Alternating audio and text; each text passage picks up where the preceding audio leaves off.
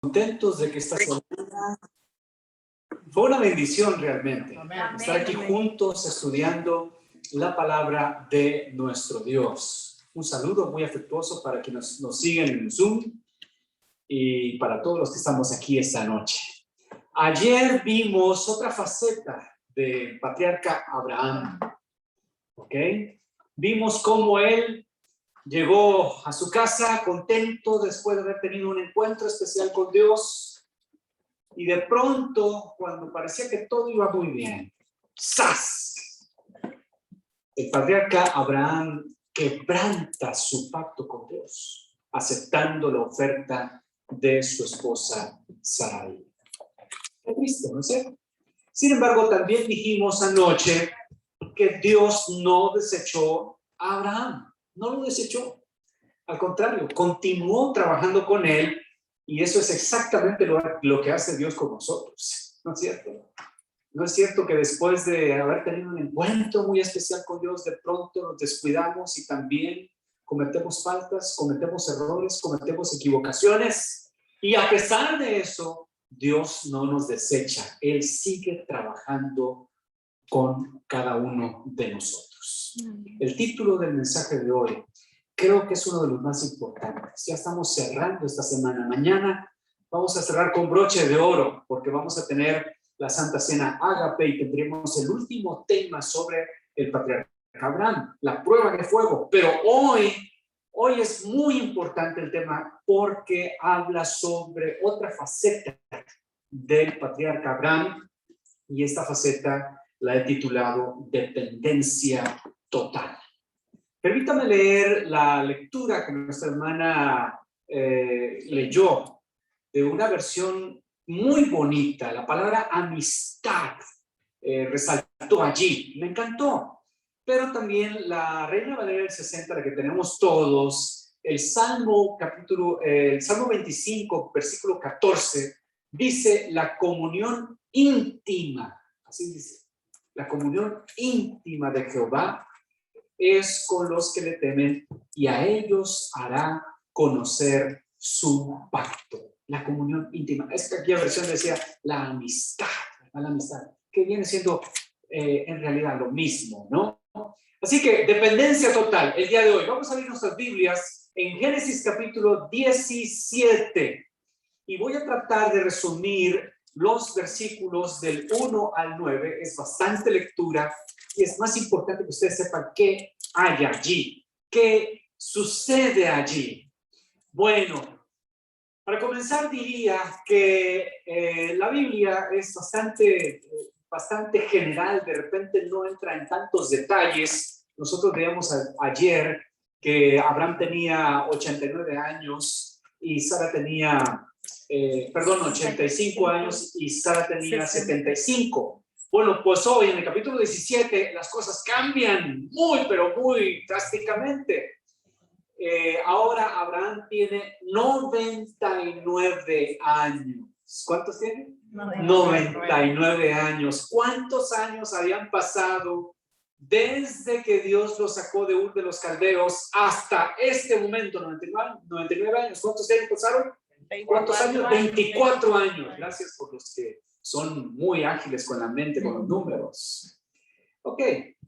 Así que Abraham está allí con los años encima, 99 años, y Dios le habla a Abraham. Una vez más, por cuarta ocasión, Dios le habla y reitera su promesa de que Dios hará de él una gran nación, de que su descendencia será como las estrellas, como la arena del mar, etcétera, etcétera. Y bueno, hace una cosa adicional Dios. Le cambia el nombre. No solo a Abraham, también se lo cambia a Sarai. Abraham significa padre excelso, con una sola A en español. Bueno, en lugar de Abraham, es ahora Abraham. 2 A, ¿verdad? Dos letras A y una H intermedia en medio de las dos A.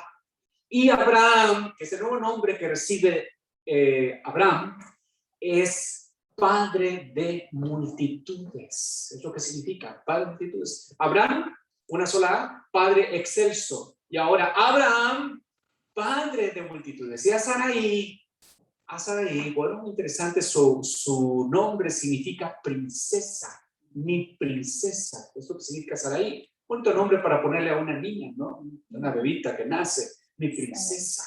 Eso es lo que significa Sarai. Pero Dios le cambió el nombre y le puso Sara. Escucha como más seco, ¿no? Sara. Pero Sara tiene un significado mucho más sublime, princesa de multitudes. En la Biblia nosotros encontramos algunas citas bíblicas donde Dios cambió el nombre de algunas personas. Por ejemplo, Dios le cambió el nombre a Jacob, ¿se acuerdan? Jacob significa suplantador, significa engañador, y Dios le puso a Jacob el nombre, a Jacob le puso Israel. Y ese nombre Israel significa tener poder de Dios. Qué bonito significado, ¿no es cierto? Qué bonito.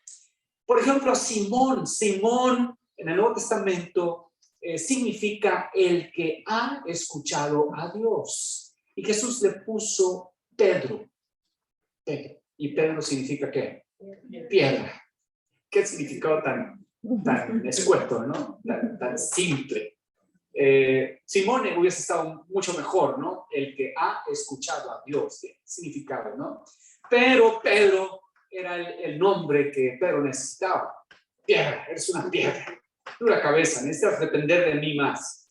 Saulo también fue otro que Dios le cambió el nombre. Saulo significa el que ha sido pedido por Dios. También es un significado muy bonito. Pero Dios le cambió el nombre y le puso Pablo. Y Pablo significa pequeño, humilde. Eso es lo que significa. Así que, ¿por qué Dios cambia los nombres de estos personajes en la Biblia? ¿Por qué? Bueno, la respuesta probablemente está en Apocalipsis capítulo 2, versículo 17. Allí dice que al que venciere, le daré a comer del maná escondido. Y le daré, ¿qué cosa? Una piedrecita blanca. Y en la piedrecita un nombre nuevo escrito, el cual ninguno conoce sino aquel que lo recibe. En síntesis, Dios cambia el nombre porque Él le da nueva identidad, nuevo carácter a las personas y por lo tanto nuevo destino, mucho más glorioso, mucho más grande, mucho más sublime. Así que eso le cayó a Abraham y ahora a Abraham y a Sara. Les cayó muy bien porque ellos sabían de estas cosas. A nosotros nos ponen nombres, muchas veces los papás nos ponen nombres solo porque suenan bonitos, ¿verdad? Mucho atrás, no se preocupan tanto los padres, por eso usan el calendario, San Patricio, San Patricio, ¿verdad? Y etcétera, nombres medios feos, ¿no? Pero hoy día los padres nos hemos esforzado un poquito más y ahora queremos echarle más ganas con los hijos, ¿verdad? Porque no queremos que nos demanden cuando crecen, ¿no es cierto? Entonces, pero bueno, cierro el paréntesis para decirles que después que Dios le cambió el nombre a Abraham y a Sara, entonces Dios establece lo que conocemos como el pacto de la circuncisión. ¿Recuerdan que el primer pacto que hizo Dios con Abraham de los animales, se acuerdan de la antorcha que pasó por el medio de los animales? Bueno, ese pacto Abraham lo quebrantó. Era necesario un nuevo pacto. Y acá el nuevo pacto es muy interesante porque es un pacto que tiene que ver con una pequeña cirugía. Se establece el pacto de la circuncisión. Dios le dio a Abraham la circuncisión. Era un pacto realmente, era un pacto. Ahora, ¿en qué consistía la circuncisión? Era algo penoso. Yo imagino que Abraham a sus 99 años se sintió un poco incómodo, yo no sé. Pero la circuncisión solo se realiza en los hombres, no en las mujeres. ¿Y qué es lo que se hace? Se hace una incisión, una cortadura en el prepucio del miembro varonil. Eso es la circuncisión. Era una señal externa que identificaba al pueblo de Dios, pero también era una señal interna. Algo tenía que ocurrir en los seres humanos al practicarse la circuncisión. Ese fue el propósito de Dios de la circuncisión. Cuando vamos al Nuevo Testamento, el apóstol Pablo en la carta a los Romanos, el capítulo 2, versículo 28, 29, lo explica de una manera más clara. Escucha lo que dice Romanos 2, 28 y 29. Porque no es judío el que lo es exteriormente, ni es la circuncisión la que se hace exteriormente en la carne. Está hablando de la circuncisión. Ahora, sino que es judío el que lo es en lo que, en lo interior, y la circuncisión es la del corazón. O sea que Dios, al pedirle a Abraham eso, una señal externa, también le estaba invitando a tener una transformación de su corazón, de su vida espiritual. Y por eso estamos aquí. Durante toda la semana hemos estado aquí, ¿no es cierto? Hemos visto cómo el patriarca Abraham avanzaba y de repente caía, y de repente avanzaba y de repente caía. Y ahora Dios establece el pacto de la circuncisión con Abraham. Y mi pregunta ahora para cada uno de los que estamos aquí esta noche es la siguiente. ¿Por qué razón Dios escogió la circuncisión? ¿Por qué razón? ¿Por qué no, como una señal externa, por qué no decidió Dios alguna otra cosa? Por ejemplo, un peinado, ¿no? Un peinado. Ya no se van a peinar de lado, ahora se van a peinar del otro lado los hombres.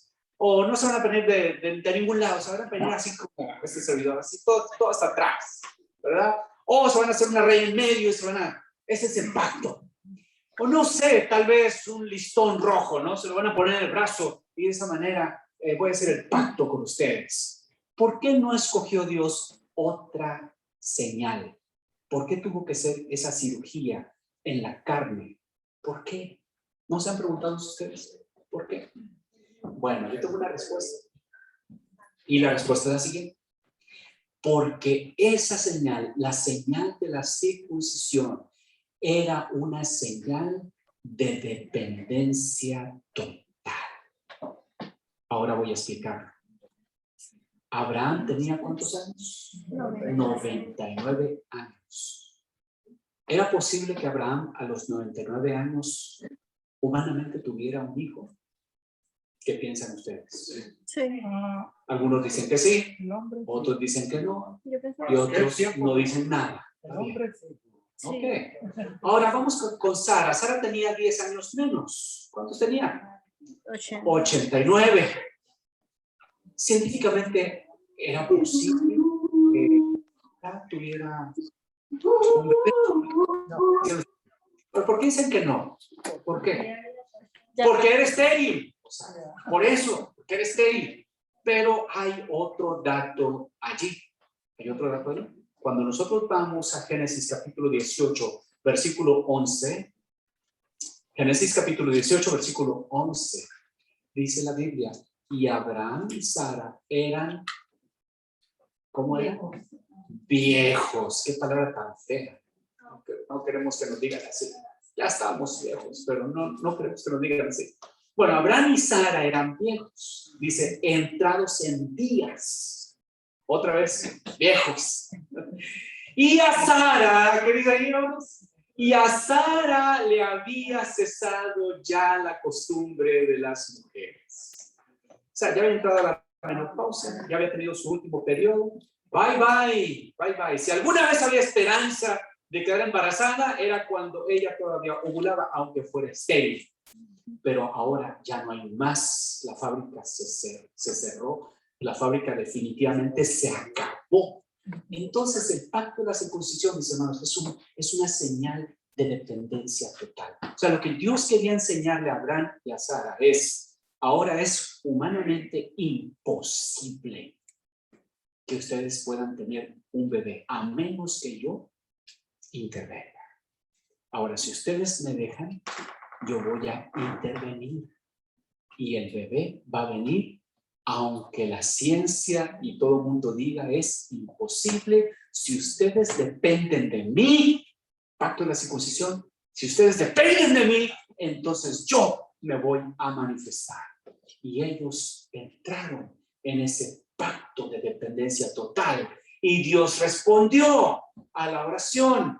Y Dios le dio un hijo a Sara. Capítulo 21, versículos 1 y 2. Génesis. Y visitó el Señor a Sara, como había dicho. E hizo el Señor con Sara como había hablado.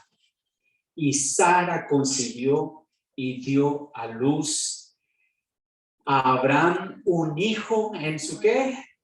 En su vejez, en el tiempo que Dios le había dicho. Recuerden que la prueba del tiempo fue la prueba que Abraham y Sara no pasaron. Después de 10 años ellos se desesperaron, tomaron decisiones equivocadas, trataron de ayudar a Dios y todo les salió mal. Pero ahora que Dios establece el pacto de la circuncisión, ellos están dependiendo de Dios sin reserva alguna. Y entonces Dios interviene de una manera milagrosa. Queridos hermanos, sucede exactamente lo mismo con nosotros. ¿Por qué las cosas a veces no nos suceden como nosotros las queremos? ¿Por qué a veces lo echamos a perder todo? ¿Por qué en lugar de ir en el camino de Dios, vamos en contra del camino de Dios, creyendo que estamos haciendo las cosas bien y todo nos sale mal? Pero Dios no nos deja, Dios no nos desecha, Él sigue trabajando porque Él quiere que nosotros aprendamos a depender de manera total, porque esa es la única forma que la mano divina se podrá sentir en la vida de cada uno de nosotros, realizando aquellos milagros que nosotros queremos que suceda. ¿Cuántos estamos esperando algún tipo de milagro en nuestra familia? ¿Cuántos? Levante la mano. ¿Por qué no pasa nada, hermanos? Aparentemente, ¿por qué no pasa nada? Porque creo que no hemos aprendido a depender de manera total de Dios. No hemos aprendido. Otro ejemplo está en el capítulo 18. Se los voy a relatar porque es bastante lectura. Génesis capítulo 18, versículos del 1 al 10. Es ese acontecimiento muy especial en la vida de Abraham cuando tres forasteros iban pasando por allí y Abraham los ve. ¿Y qué hace? Corre a encontrarlos y les dice: por favor, ustedes vienen muy cansados. Yo no sé de dónde vienen, pero no creo que sean de aquí porque nunca los había visto. Así que por favor vengan y refresquense un poco. Aquí hay una sombra, aquí hay un árbol muy bueno. Pónganse aquí. ¿Cómo ven? Y ellos aceptaron. Dice la sierva de Dios que al principio Abraham no sabía quiénes eran estos tres forasteros. Pero después Dios le reveló a Abraham la identidad de sus forasteros. Resulta que dos de ellos eran ángeles celestiales y el tercero era Dios mismo en persona. Y entonces él hizo lo que la mayoría de nosotros deberíamos hacer cuando llega un forastero. Él fue hospitalario. Dice el apóstol Pablo que debemos ser hospitalarios. ¿Por qué? Porque muchas personas que hospedaron sin darse cuenta a los ángeles. Se estaba refiriendo precisamente a Abraham. Abraham puso en práctica su hospitalidad y entonces fue corriendo con Sara solamente para darle trabajo. Entonces, ¿se imaginan? Le dijo a Sara: agarra, qué fácil, ¿no? Le dijo, agarra 20 kilos de harina y haz unos panes. 20 kilos de harina. Si con 5 kilos ya están batallando las damas ahora, ¿no? En la vida moderna. Pero en la antigüedad, 20 kilos de harina. 20 kilos de harina, bien fácil. Y Sarai: claro que sí, Abraham, claro que sí, no hay problema. Empezó a amasar los 20 kilos. Y después fue corriendo con un siervo suyo y eligió a un becerro muy bueno, muy tierno, dice la Biblia. Y entonces le dijo a ese siervo: por favor, haz lo que tengas que hacer con este becerro, mátalo y prepara la carne. Qué fácil, ¿no? Mátalo y prepara la carne. Yo les pregunto, ¿no se han preguntado ustedes cuánto tiempo le llevó a Sara a amasar y preparar esos panes de ese saco de harina? ¿Se ha preguntado cuánto tiempo pasó? ¿Se ha preguntado cuánto tiempo pasó de que ese siervo preparó ese becerro y hizo la barbacoa de pozo? Bueno, no sé si de pozo, ¿verdad? Pero algo hizo muy rico con esa carne. No estoy promoviendo que seamos carnívoros, o que se entienda. Pero ¿cuánto tiempo? ¿Cuánto tiempo? A ver, ¿quién dice? Dicen 4 horas, unas 4 horas. Yo les pregunto, ¿qué hizo Abraham con estos forasteros? En ese tiempo cuando Sarai estaba amasando y el siervo estaba preparando el becerro. Esas 4 horas, ¿qué sucedió en esas 4 horas? La Biblia no tiene registro alguno de lo que pasó, pero es obvio, está implícito por lo que vemos del carácter de Abraham, que Abraham no dejó solos a sus invitados. Es una falta de educación invitar a alguien y dejarlos solos ahí en la sala e irse uno y olvidarse de ellos. Yo estoy seguro, no tengo duda, aunque la Biblia no lo registra, que Abraham dijo, miren, mientras prepara a mi esposa unos cuantos panecitos y prepara un guisadito aquí mi siervo, vamos a charlar, vamos a platicar. ¿Saben qué? Abraham fue cuando se dio cuenta que esos 3 no eran personas comunes y corrientes. Allí fue, en ese tiempo de conversación, en ese tiempo de comunión, en ese tiempo de dependencia total. Allí él se dio cuenta, ahí le fue revelado que esos 3 no eran seres humanos. 2 de ellos eran ángeles inmaculados y el tercero era Dios mismo en forma personal. ¿Por qué logró él tener esa concepción de la identidad de esos 3? Porque él tuvo una comunión total de dependencia con Dios. ¿Qué fue lo que platicaron? No lo sé, no está registrado. Ahora, cuando llegó la comida, también se pusieron a platicar, ¿verdad? Porque uno está comiendo y está platicando. Es lo que hacemos cuando tenemos invitados. No estamos todos serios ahí en la mesa comiendo. Estamos platicando y después de la comida viene la que allá en México se le dice la sobremesa, que es otra conversación todavía.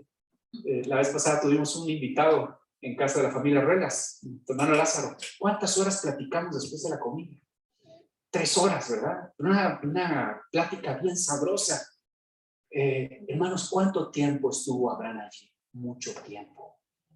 Pero lo que quiero resaltar es que él invirtió, no gastó, invirtió el tiempo estando en comunión con Dios. Por eso cuando los 2 ángeles se van a destruir a Sodoma y a Gomorra, ¿qué hace Abraham con Dios aquí solito? ¿Qué hace? Empieza a interceder. No le da pena. Ahora hay un diálogo, hay una dependencia. No se pone a pensar, ay, ¿qué va a pensar Dios si le digo? No, sino que él se preocupa por su sobrino, pero ese tema ya lo vimos, así que no lo voy a tocar. Lo que estoy resaltando es que los resultados de una intimidad, de una dependencia total con Dios son extraordinarios, pasan cosas extraordinarias. Pero todavía hay una pregunta que tengo que hacerles. ¿Qué es dependencia total? ¿Qué es eso? Bueno, hay 2 textos que me gustan mucho. Hay muchos, en realidad, que hablan de este asunto. Pero los que más me gustan es Gálatas capítulo 2, versículo 20. Ese es uno. Y el otro está en San Juan capítulo 15.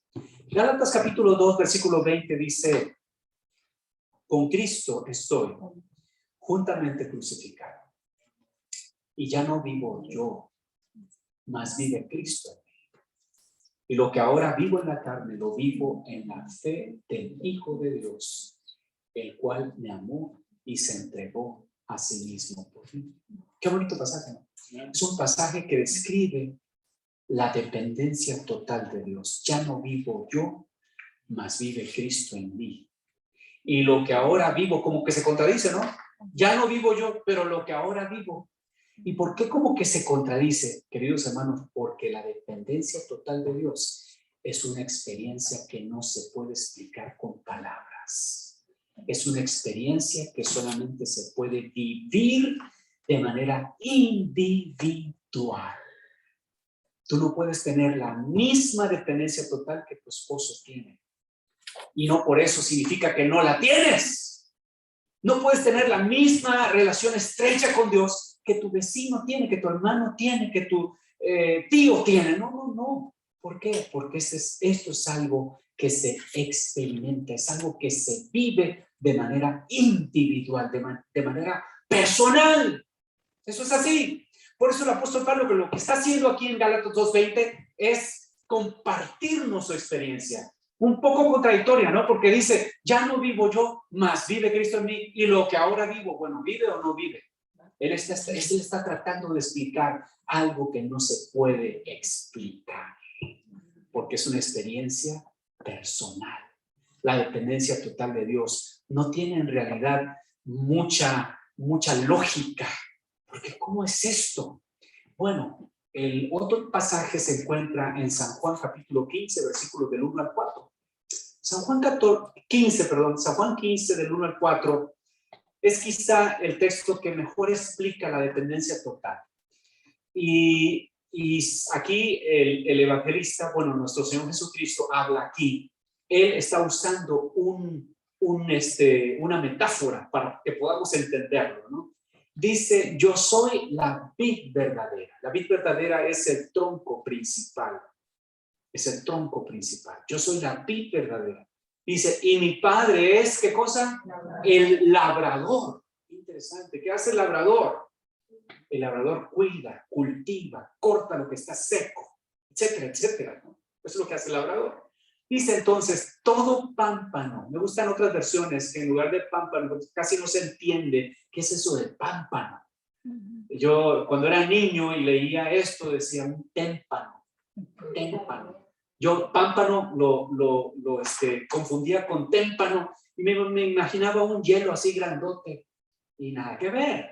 Pero la palabra en realidad es rama, eso se entiende mejor, ¿no? Toda rama que en mí no lleva fruto, lo quitará. Suena fuerte, ¿no es cierto? Toda rama que en mí no lleva fruto, lo quitará. ¿Puede una persona que está unida a la vid, que es Cristo Jesús, no producir frutos? ¿Puede o no puede? Aquí dice que sí. ¿Y qué va a pasar con esas personas? Las va a cortar.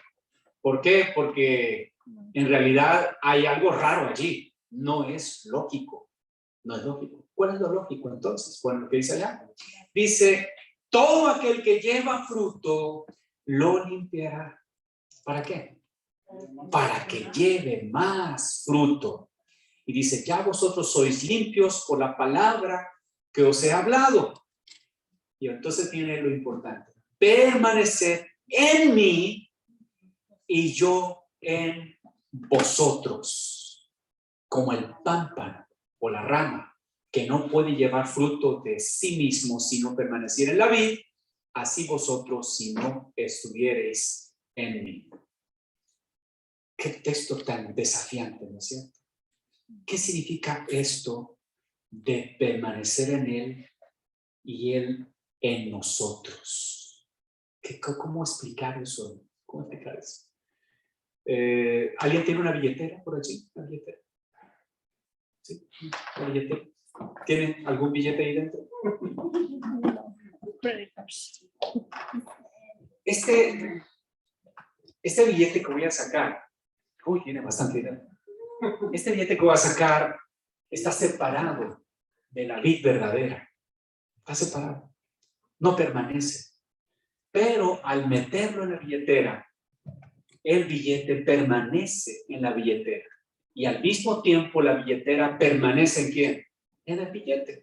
Bueno, no es una ilustración muy buena que digamos, pero estoy tratando de explicar este asunto de dependencia total. Ahora, lo importante, pienso yo, para poder saber si realmente yo estoy dependiendo de Dios, ¿me gustaría saber eso? ¿Cómo podría estar seguro que estoy dependiendo de Dios? Así como Abraham. ¿Cómo puedo estar yo seguro? Bueno, aquí lo dice. Cuando tú llevas fruto. El fruto es la evidencia de tu dependencia total. Si tu vida es estéril, no hay nada. Durante la semana tú te olvidas de Dios, te desconectas, dices malas palabras, mientes, eres deshonesto en los negocios, te aprovechas de la gente pobre, te burlas de los indigentes y bueno, haces tantas cosas mal. Pero llega el viernes y le pides perdón a Dios y te consagras y te pones un traje y una corbata y vienes el viernes en la noche a consagrarte a Dios. ¿Hay evidencia de frutos en la vida de una persona que está viviendo de esa manera? No. Entonces, ¿los frutos qué son? Los frutos son, número 1, tener el carácter de Cristo. Esa es la primera definición de fruto. Número 2, hacer su voluntad con alegría. Porque los mandamientos de Dios no son gravosos. No son gravosos. Deberían ser un gozo. La obediencia no debería ser una carga, un costal de papas que te echan encima. Entonces, hacer su voluntad con alegría. Y número 3, llevar personas a los pies de Cristo. ¿Okay? Esos son los frutos. Número 1, tener el carácter de Jesús. Cada día parecernos más a Jesús. Número 2, hacer su voluntad con alegría. Y número 3, llevar personas a los pies de Cristo Jesús. Si tú en tu vida se están viendo esos 3 frutos, esa es una señal inequívoca que estás dependiendo de Dios. ¿Ok? Muy bien, pero ¿cómo puedo yo empezar a tener una cosa así? Una experiencia así. ¿Cuál es el primer paso que se da? ¿Cuál es el primer paso que se da? Bueno, es muy sencillo. A través de una entrega total de nuestra vida a Dios todos los días. No es cada vez que hay una semana de oración, no es cada vez que hay un pastor que hace un llamado, entonces yo tomo mi decisión de entregar mi vida. No, esta entrega es una entrega diaria y es una entrega total. Cuando amanece y te das cuenta que estás vivo, despertaste, porque cuando estamos dormidos no sabemos de nosotros nada. Pero en la mañana siguiente te das cuenta que estás vivo. Lo primero que debes hacer es, Señor, entrego toda mi agenda de todas mis actividades, la entrego en tus manos. No quiero hacer mi voluntad, quiero hacer tu voluntad. Ponme oportunidades al frente para ver, discernir a quién le puedo hablar de tu amor. Porque no todos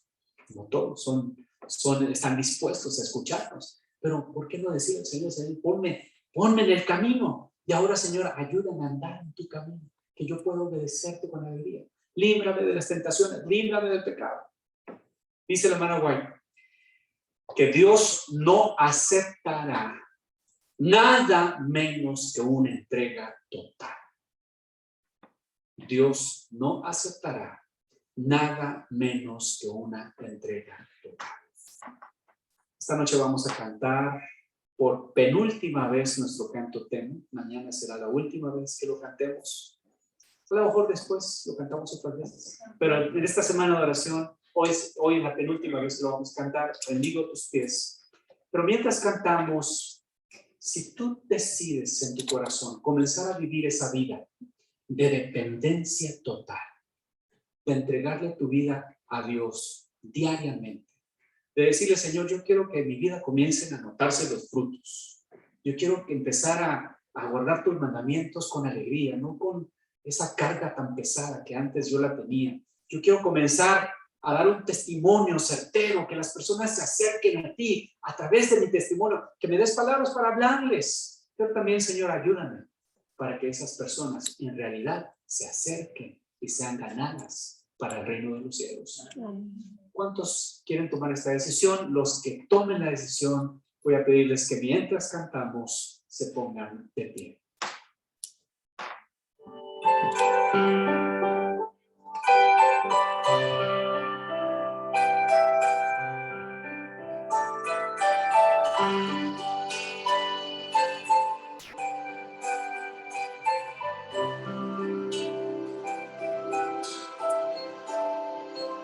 Rendido a tus pies, yo quiero estar, mi Jesús, contemplando tu rostro y tu mirada de amor, y abrazarte con ternura, como siempre lo haces tú, y decirte que te amo, como me lo dices tú. Quiero servirte, Jesús, como me enseñaste tú. Quiero darte mi vida, como me la diste.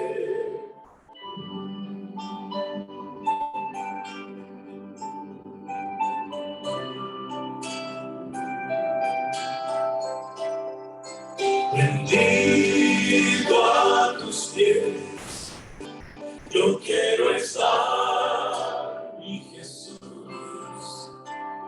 contemplando tu rostro y tu mirada de amor, y abrazarte con ternura, como siempre lo haces tú, y decirte que te amo, como me lo dices tú.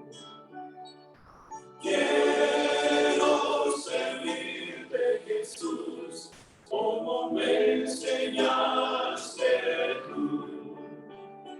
Quiero darte mi vida, como me la diste.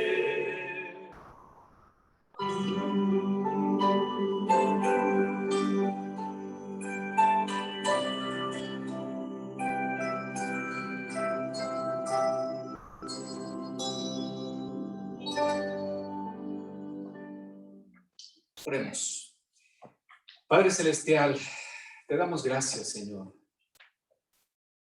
porque no nos has desechado, a pesar de nuestra desobediencia, a pesar de que nos soltamos muy frecuentemente de tu mano y andamos, Señor, tratando de vivir la vida cristiana sin ti.